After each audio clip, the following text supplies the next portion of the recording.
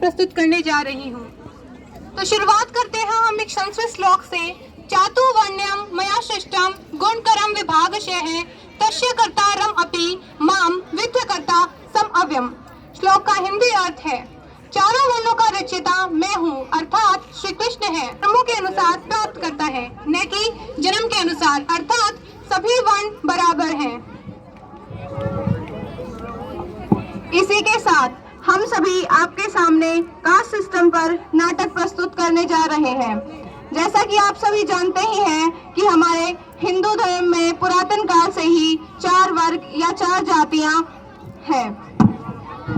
सबसे पहले और सर्वश्रेष्ठ ब्राह्मण जाति को माना गया है। इसका कार्य पूजा पाठ करना और शिक्षा देना है।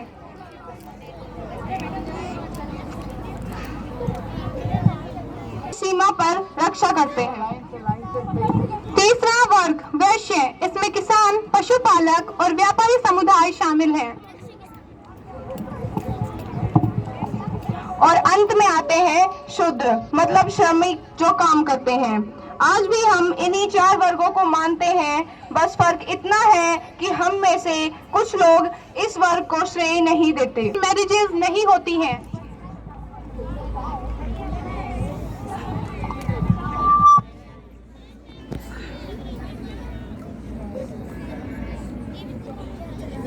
मुझे इसके साथ शादी करनी है। मम्मी, पापा, मुझे इसके साथ शादी करनी है। नहीं बेटा, ये तुम्हारी कास्ट का नहीं है, तुम्हें अपने कास्ट वालों से ही शादी करनी है। नहीं, मुझे इसी के साथ करनी है। नहीं, माला पहनाओ।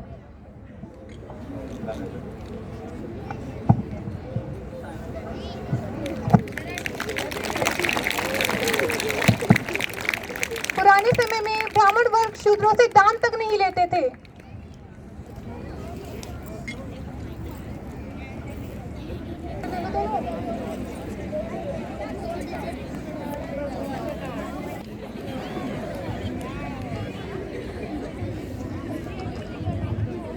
कल्याण हो।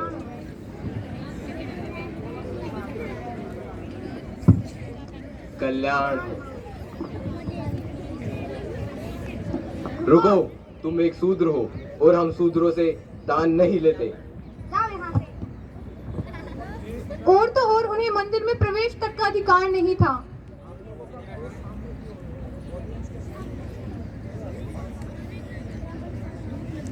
ब्राह्मण मंदिर में प्रवेश करते हुए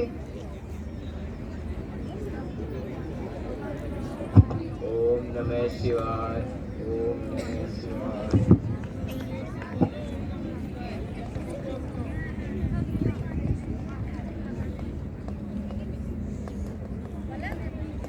क्षत्रिय आते हुए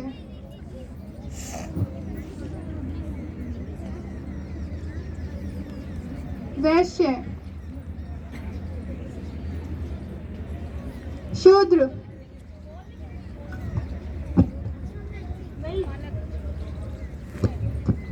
नहीं, तुम शूद्रास हो, तुम्हें पूजा करने का कोई अधिकार नहीं है।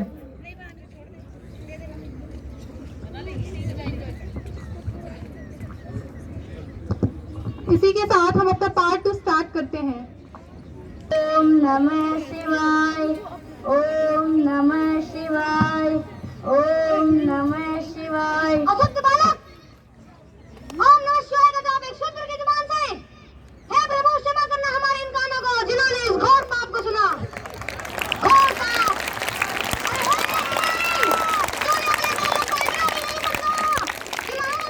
शूद्रों के लिए महापाप है, महापाप। और इस बालक के कारण पूरे गांव में अकाल पड़ेगा, सूखा पड़ेगा, महामारी फैलेंगी, गांव वाले त्राही त्राही करेंगे। इस बालक ने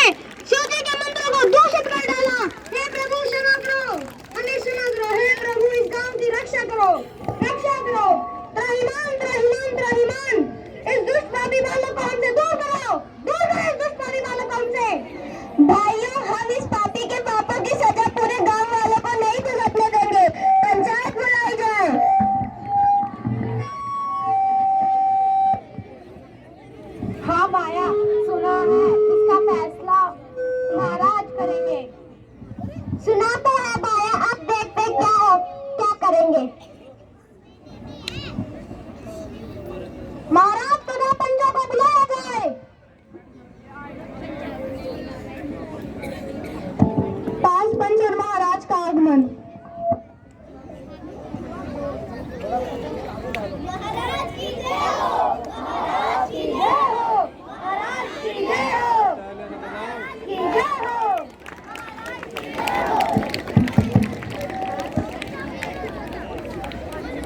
आज हम सब पर एक बहुत बड़ी विपदान पड़ी है।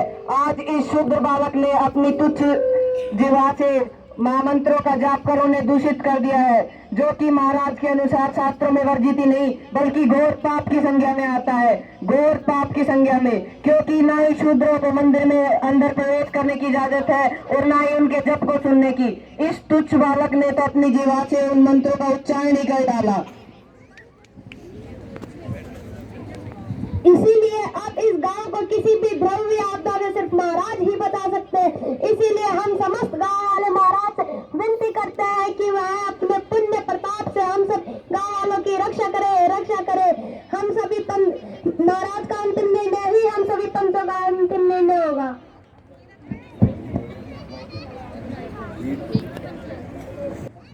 कोई विकल्प नहीं।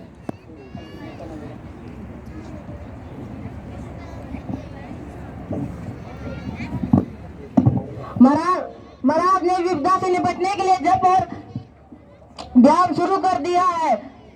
इसके लिए महाराज ने यह तक कहा है कि एक बड़े यज्ञ का आयोजन किया जाए, परंतु यज्ञ करने मात्र से ही इस विपदा को नहीं टाला जा सकता। इसके लिए दुष्ट पापी की उस जीवा को काट दिया जाए जिस जीवा से इसने मंत्रों को दूषित किया है,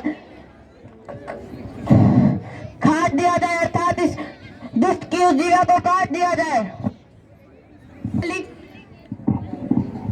चाहे हम शूद्रों की जान ले लीजिए पर हमारे लल्ला को छोड़ दीजिए। 5 साल का बच्चा है, दया करे महाराज, दया करे।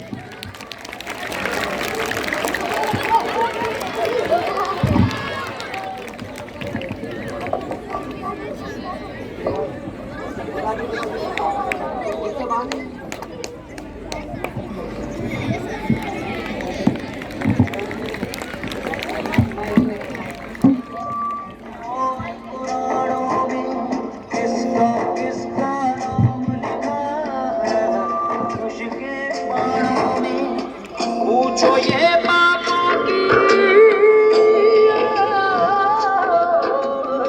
पूछो ये पापों की रीत क्यों चले। आत्मा जले, आत्मा जले। हम भी तो मनुष्य हैं, हम भी तो उसी ईश्वर की संतान है जिसकी ब्राह्मण, वैश्य और क्षत्रिय हैं। नहीं, हम और नहीं सह सकते। अगर हमें इतनी भी आजादी नहीं तो कौन एक कैदी की तरह यहाँ रह सकता है। अगर इंसानों ने भी नहीं समझा तो इस समाज में शूद्र जाति के लोगों का जीवन एक जानवर के समान हो जाएगा। हमें संकल्प लेते हैं जिस भी काम में हमारी जरूरत होगी वो हम नहीं करेंगे, नहीं करेंगे, नहीं करेंगे। कुछ महीनों बाद